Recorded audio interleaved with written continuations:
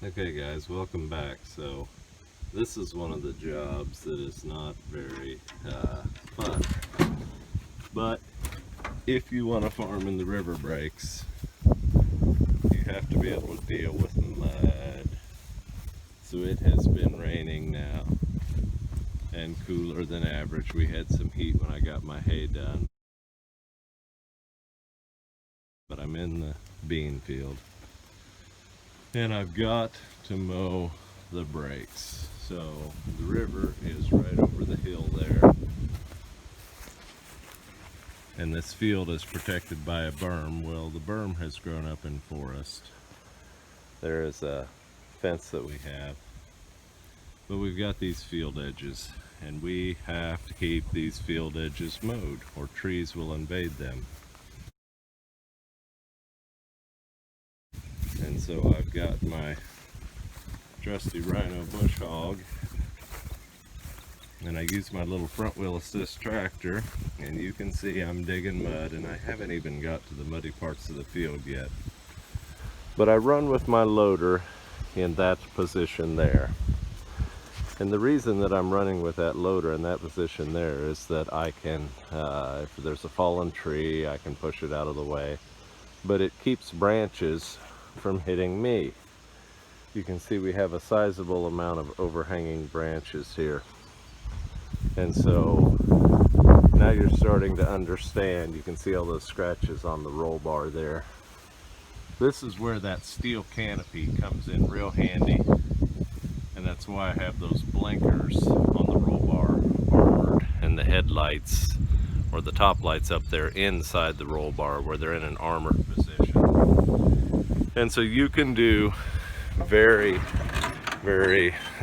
severe mowing, and you have to do that when you're going to farm bottom ground like this. You have to keep these, I call them breaks, but you have to keep the field edges tidied up, or otherwise you will have a forest again.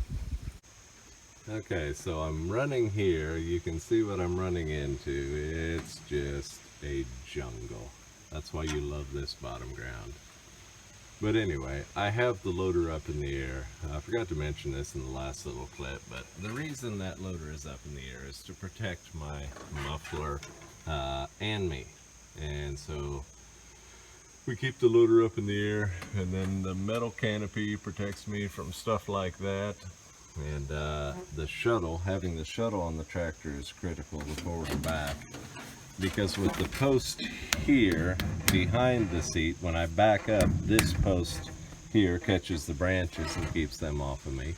And when I go forward with my loader up and my steel canopy there, it protects me there. But that's where we're going. We have got to get that brake mowed off clean. Let's see if I can get it to come back down. There we go.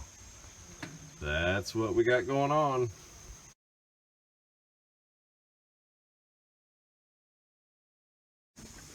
And a very important thing to remember when you were mowing is don't hit the fence with the bush hog.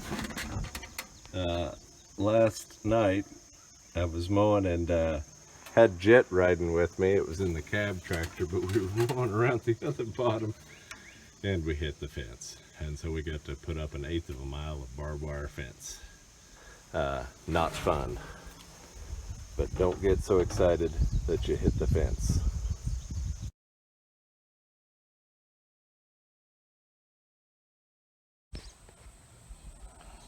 The hummingbird is back working on Deborah's flowers.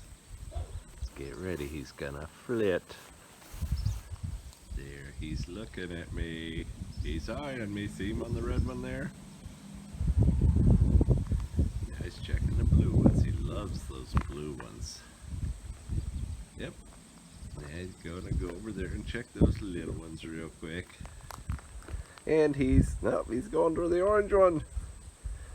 Oh, there's his partner there.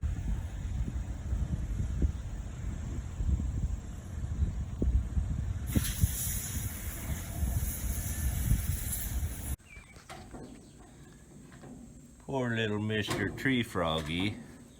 just had a 25-foot jump.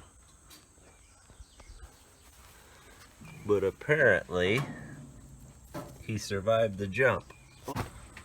There's the frog killer. Only little froggy survived. Look at him. Now he crawled and jumped back up here onto the clean, the truck unloading auger, and he's probably sulking and licking his wounds. Okay, so Dane, I was out here pruning the grapes. He's trying to weasel away.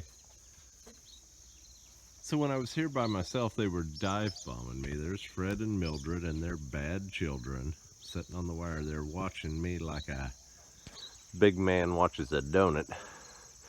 Dane said if he came out here and stood beside me, they wouldn't dive bomb me. Of course, I don't have my pith helmet on tonight, so they were really dive bombing me.